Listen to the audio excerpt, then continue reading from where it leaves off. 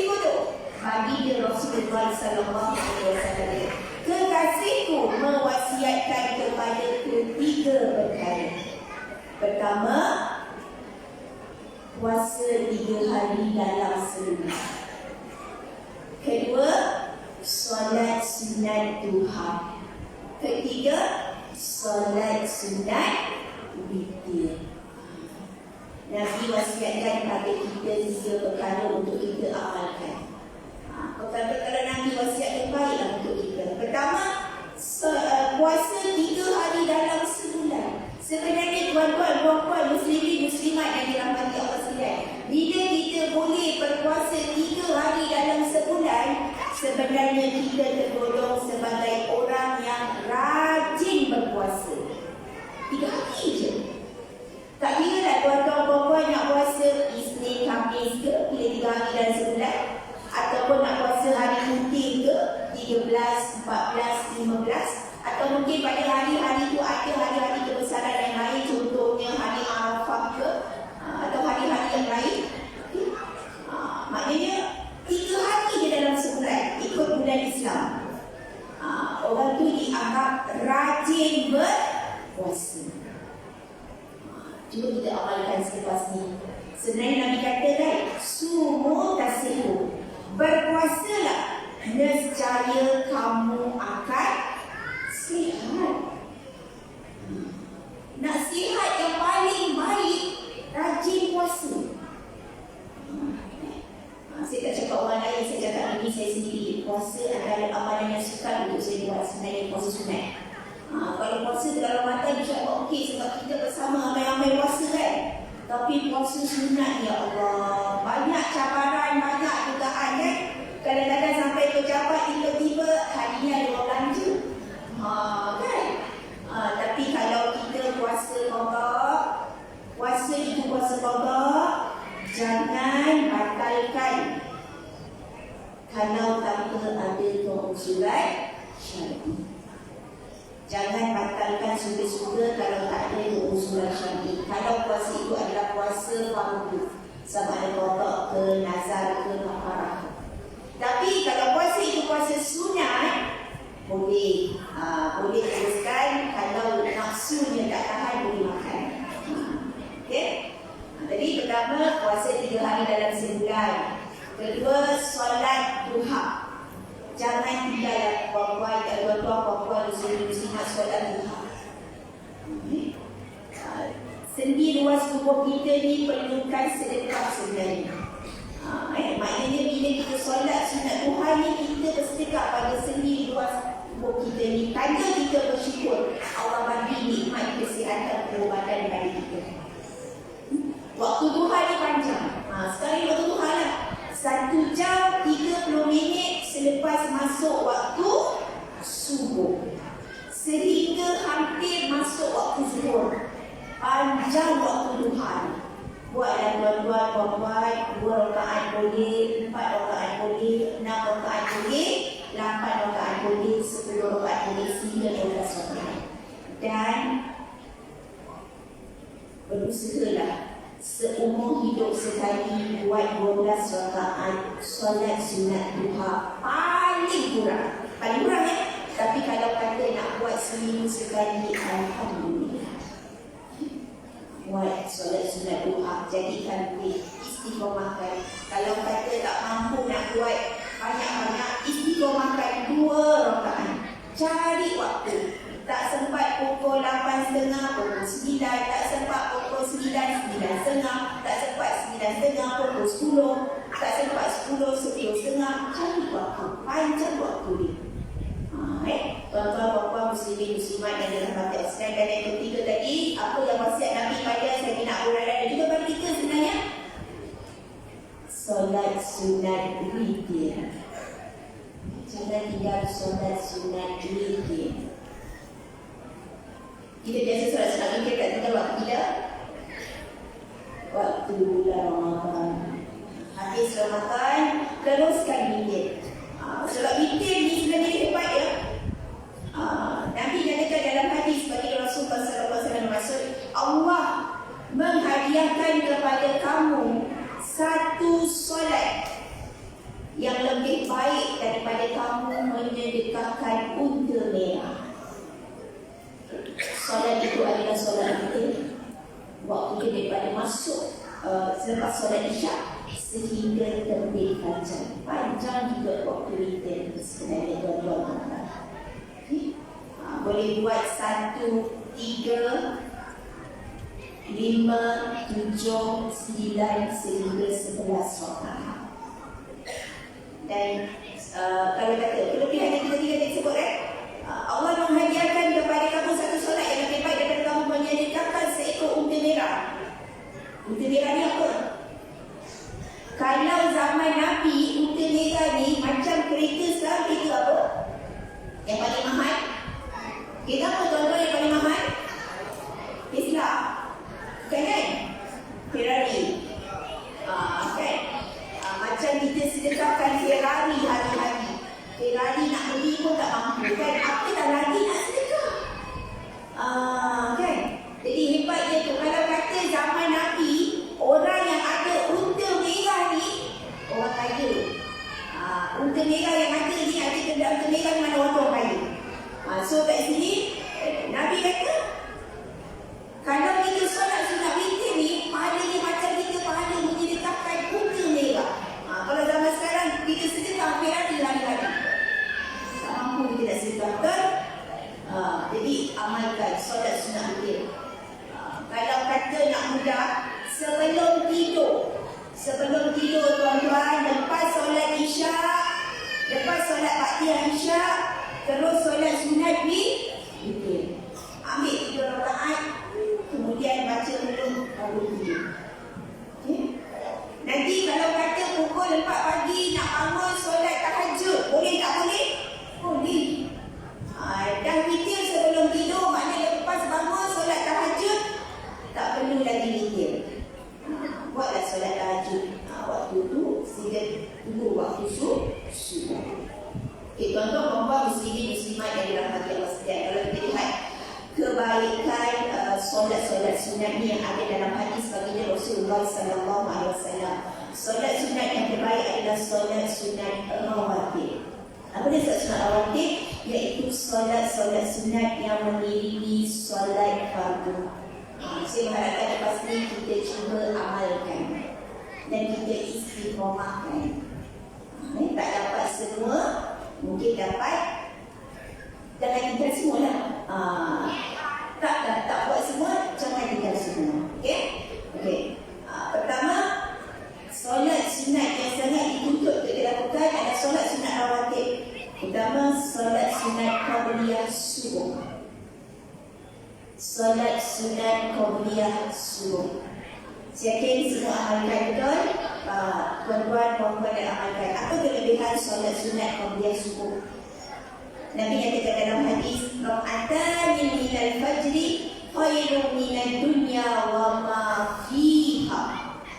2 rakaat sebelum subuh lebih baik daripada dunia dan segala isinya. Rugi kalau kita tinggal solat sunat qabliyah subuh. Dan selepas solat subuh, mampu untuk kita berzikir-zikir sampai terbit matahari. Kemudian solat sunat isyak 2 rakaat.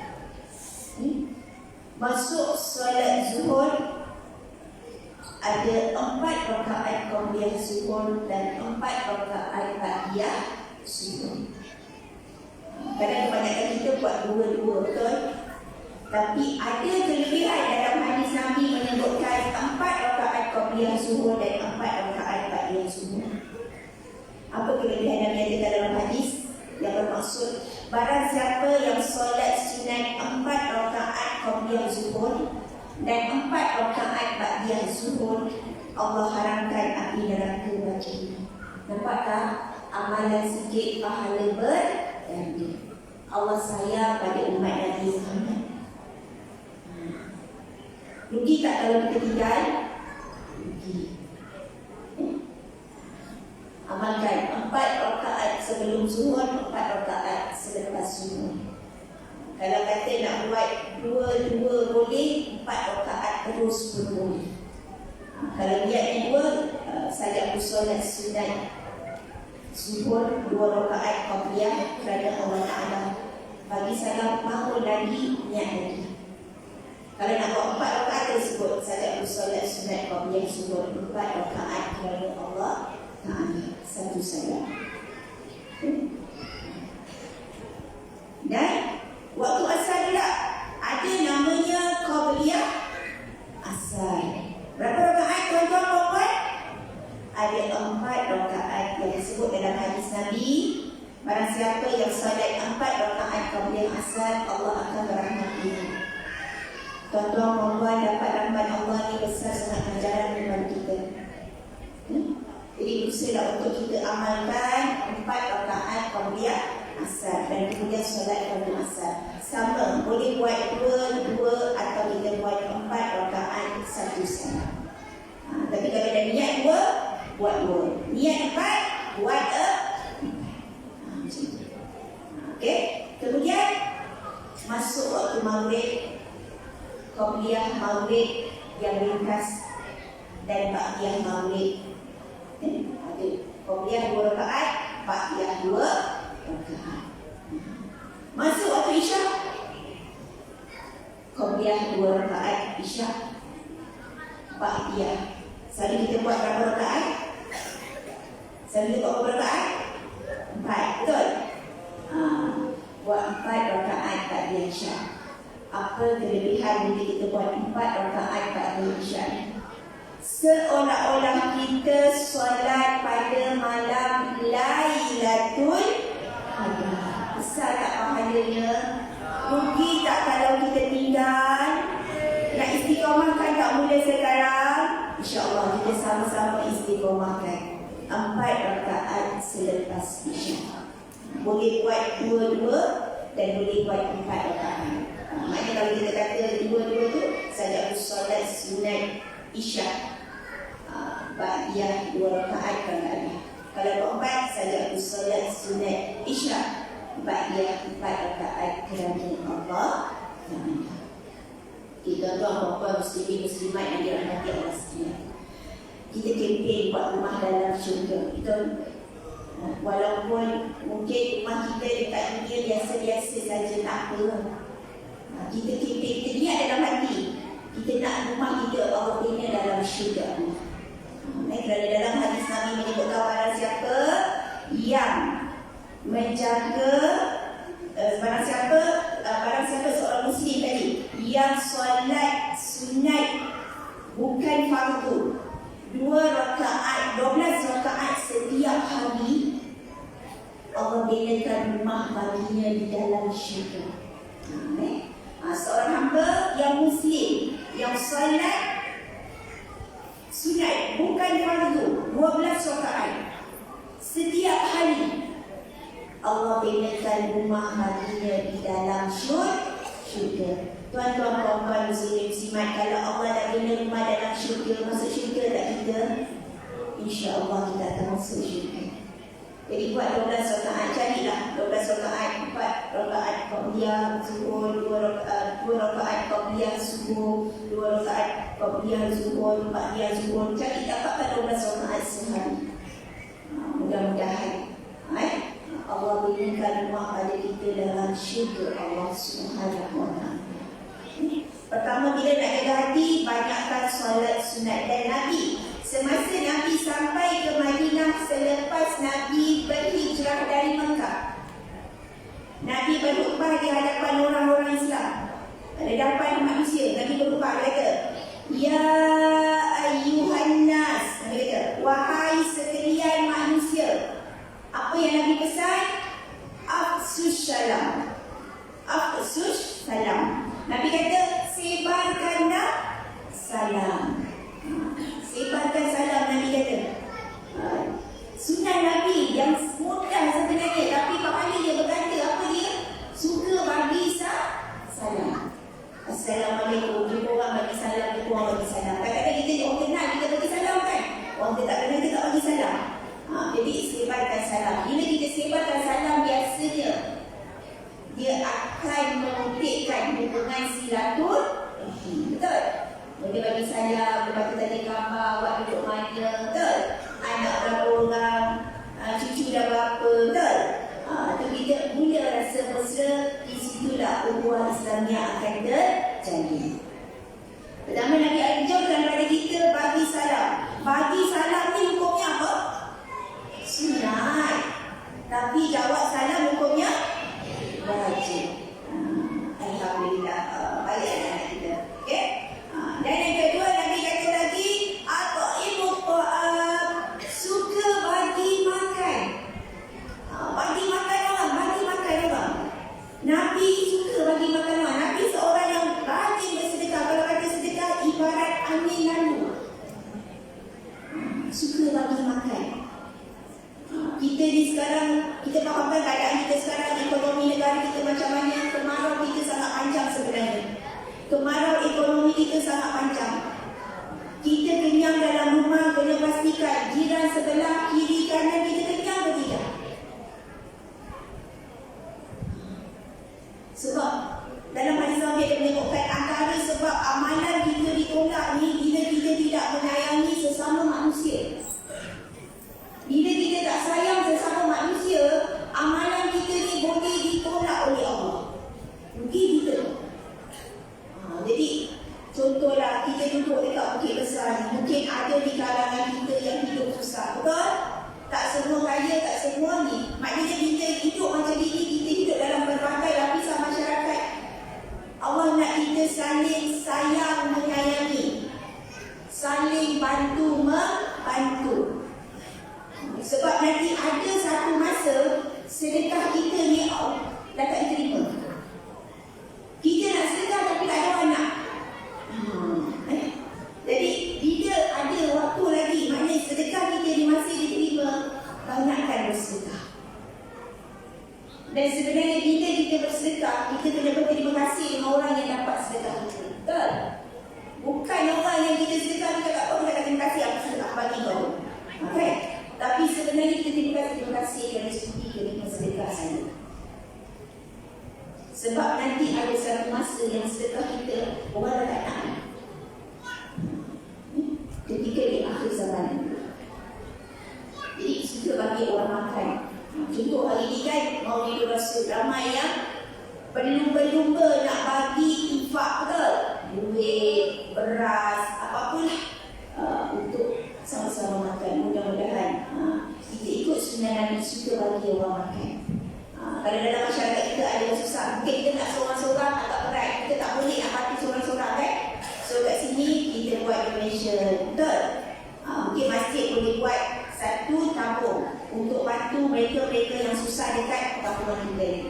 Masuk dalam tabung tu, duit tabung tu boleh buat beli beras, boleh buat beli minyak. Kita infakkan kepada sahabat-sahabat kita yang mungkin dalam keadaan kesusahan ketika ini. Ramai sebenarnya ini. Dengan keadaan ekonomi sekarang, ramai yang dalam keadaan hidup susah. Ramai yang tersepit sebenarnya. Kalau saya sendiri yang menambah kelangan kita lihat betul.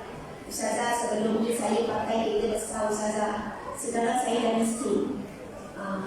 Tak boleh nak bayar kereta, nak buat macam mana Ustazah. Nampak? Kadang-kadang kata, kita tak kali rumah besar. Dan sekarang ni kata kali miskin ni datang juga pada rumah. Maknanya kalau dia mengaku dia miskin, kita kena bantu. Dia mengaku dia dalam kesusahan, kita kena bantu. Jadi, pertama bagi salam, kedua suka bagi makan. Yang ketiga, wasilul arham, hubungkan silaturahim. Hidup kita kena saling sayang menyayangi. Yang kedua, sayang yang kecil-kecil kat belakang tu, kan? Anak-anak kita, ialah kita nak dia cinta pada masjid. Anak-anak kita ni cinta pada masjid. Kita nak biar dia biasa dengan masjid. Bila masjid dah tak ada suara budak-budak, kita bahaya dah. Alhamdulillah hari ini ramai anak-anak yang datang pada kita dalam masjid, sama-sama kita berkumpul. Saling eratkan silaturahim, jangan pecah belah. Jangan berpecah belah. Nabi tak suka kita berpecah belah. Nabi nak kita saling bersatu padu, saling sayang menyayangi. Sebab apa? Dalam satu hadis Muaz bin Jabal ada menyatakan Nabi nyatakan dalam sebuah hadis, sebelum Allah menciptakan 7 perkara langit dan 7 perkara bumi, Allah menciptakan 7 malaikat. Dan 7 malaikat ini tidak Allah cipta 7 lapisan langit dan bumi. Malaikat ini menjaga setiap pintu lapisan langit. Dan setiap hari amalan kita ni akan dibawa bertemu dengan Allah melalui pintu-pintu langit ni. Bila malaikat hafazah bawa amalan manusia sampai langit pertama je, malaikat langit pertama kata lemparkan amalan tu kepada pelakunya. Sebab apa? Pelakunya itu seorang yang mengumpat. Mengumpat ni langit pertama dah amalan kita kena tolak. Kita puasa, kita solat sunat, kita sedekah, malaikat bawa amalan tu sampai langit pertama, kena tolak sebab apa? Mengumpat. Mengumpat ni boleh menyebabkan macam betul tak? Boleh, tuan-tuan. Mengumpat dan mengumpat lepas tu mengadu domba atau kita sebut namimah. Kan Nabi kata la tadkhulul jannah, tak masuk syurga orang yang suka mengadu domba. Apa dia mengumpat? Membawa. Kan saya sebut mengumpat ni, kalau saya mengumpat ni sinonim lah dengan orang perempuan. Betul? Betul tak? Takkan? Kan? Anak dia kan? Perempuan tak pernah sekolah, betul kan? Tak adalah macam tu, betul kan? Saya cakap mengumpat ni sinonim dengan orang perempuan. Kita sebut membawa. Tapi jangan biasakan yang biasa. Kita kena ubah. Apa dia mengumpat? Nabi pernah tanya pada sahabat, tahukah kamu apakah itu ghibah? Sahabat jawab, hanya Allah dan Rasul saja yang tahu. Nabi kata mengumpat itu kamu menceritakan keburukan saudara kamu. Sahabat tanya, walaupun benda itu betul, ya Rasulullah, walaupun betul, kalau betul namanya mengumpat, kalau tak betul namanya fitnah. Sebab mengumpat boleh menyebabkan hubungan silaturahmi terputus. Betul? Lebih lagi ada pula yang menjadi namimah, yang mengadu domba. Mula-mula si A cerita dengan si B, dia cerita pasal si C, betul? Lepas tu si A, si B ni nak tunjuk heroin kan? Akulah sahabat kau yang baik-baik. Dia sampaikan pada si C. Maknanya si B itu telah melakukan perbuatan mengadu domba, menyampai-nyampai. Si C dan si A bermasa muka dan terputus silaturahmi. Segitu je. Sebab perbuatan mengumpat, perbuatan mengadu domba boleh menyebabkan kita muflis kepada Allah. Rugi tak rugi? Rugi sangat. Kita muflis kepada Allah. Bila kita mengumpat pada orang lain, kita bagi pahala kita pada dia. Sebab tu kalau kita dengar orang umpat kita, sakit tak tuan-tuan? Sakit tak? Sakit. Sebab tu kan saya kata tadi, Allah bagi sakit pada kita, Allah sedang bagi kita pahala. Orang yang kena umpat dia dapat pahala. Dapat pahala. Dan bila pahala dia dah habis, dah tak tahu nak bagi apa pada orang yang dia umpat tu, dia ambil pula dosa orang yang dia umpat tu, dia tidur pula. Nak kita macam tu, kita kena ubah diri kita. Jadi mengumpat, walaupun kata sebagai kita mungkin sinonim dengan orang perempuan, kita kena ubah. Pertama je, langit pertama dah kena tolak.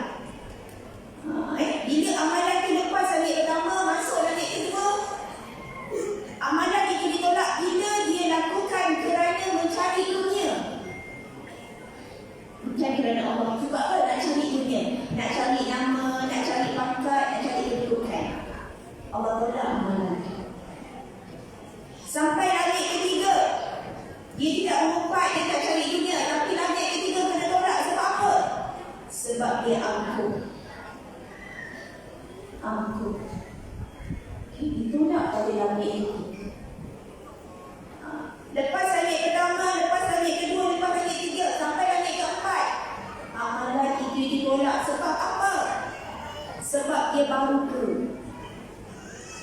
Nanti ya, baru.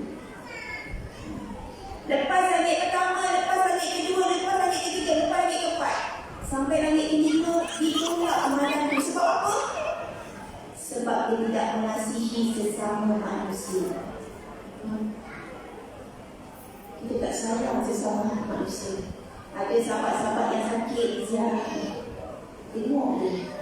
Bila kita ziarah orang sakit ni, berapa ribu malaikat yang akan mendoakan kita. Ziarah pagi sampai ke petang, malaikat mendoakan kita. Ziarah malam sampai ke pagi, malaikat doakan kita. Hidup kita kena saling sayang menyayangi. Sebab Nabi sayang umat Nabi. Nabi sayang kita semua. Jadi kita jangan saling benci membenci, saling bermasalah. Jangan putuskan silaturahim. Sebab Nabi kata orang yang putuskan silaturahim ni, dia tak masuk syurga. Ya Allah, rugi. Tak masuk syurga. Okay. Lepas langit pertama, kedua, ketiga, keempat, kelima, sampai langit keenam, amalan itu ditolak. Sebab apa? Orang yang melakukan amalan itu orangnya suka dengki.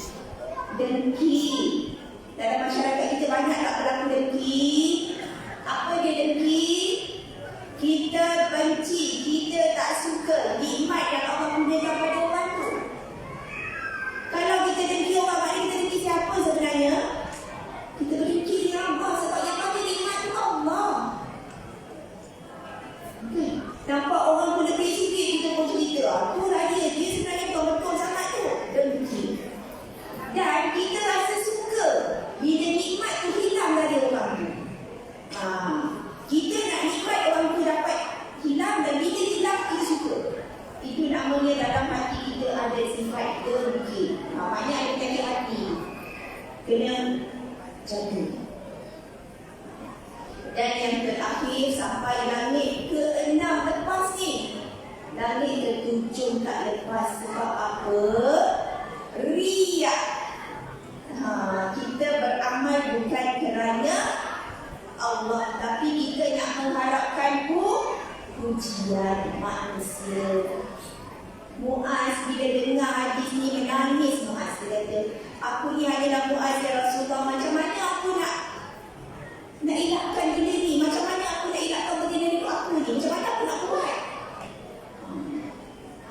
Rasulullah kata, sayang sesama manusia kerana Allah. Jangan mengumpat, jangan didengki. Kamu mengasihi sesama manusia macam mana kamu sayang diri kamu. Kamu benci pada manusia macam mana kamu benci apa yang ada pada diri kamu. Contoh orang buat maksiat, kita benci, tak apa. Jadi penting tu hidup bersilaturahim. Itu pesan Nabi yang ketiga tadi. Bila Nabi sampai Madinah, pertama tadi Nabi sebut bagi salam, kedua bagi makan, ketiga hubungkan silaturahim, keempat wasallu bil lail, solat malam, wan nas niyam, ketika manusia lain sedang tidur. Tadkhulul jannata bisalam. Nabi kata orang yang buat 4 perkara ni masuk syurga dengan selamat sejahtera. Nak tak kita? Nak tak? Allah, saya nak sangat. Kita sama-sama. Bila saya bercakap, saya sebenarnya berkata diri saya sendiri. Kita hari kita sama-sama untuk kita berubah. Semua manusia boleh berubah. Penting itu pengurusan hati. Jadi buang sifat-sifat hasad, dengki, riak, takabur dalam diri kita. Dari kata yang keempat tadi apa dia? Solat malam ketika orang lain tidur. Mujahadah nafsu tak tu? Tadi makanan jasad adalah makanan kita lah. Nanti lepas nanti kita makan nasi biryani mungkin. Makanan roh apa dia? Al-Quran. Jangan tinggal Al-Quran setiap hari baca. Itulah makanan roh kita. Apakah makanan hati kita? Makanan hati kita adalah zikir. Apakah makanan nafsu